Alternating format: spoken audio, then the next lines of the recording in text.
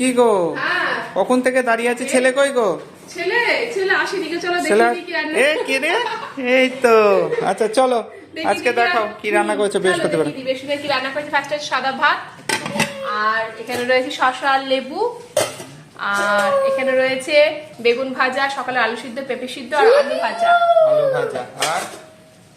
আর এখানে রয়েছে ছোলা শাক আর পালং শাক একসাথে বড়ি টুড়ি দিয়ে ঘন্ট করেছি। এটা ভালোই লাগে কিন্তু, মানে মিক্সচার আছে শাকে। ছোলা আর পালং। আচ্ছা, আর কি? আর এখানে রয়েছে এই দেখো, ও এটা হচ্ছে শীষ শীতের স্পেশাল শীষ পালংয়ের সবজি। তাই, আর এই চচ্চড়িটা খেতে এত ভালো লাগে। মানে প্রচুর সবজি আছে, প্রায় 6-7 রকমের সবজি, বেছাড় বেশি কম না। পুরো একেবারে বড়ি দিয়ে কপি টপি দিয়ে জাস্ট দুর্দান্ত লাগে দারুণ চচ্চড়ি। কি বলে এটাকে? বাগান চচ্চড়ি।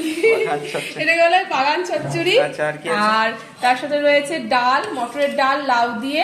চলো এই তো হয়েছে আজকের মেনু। ওকে টাটা।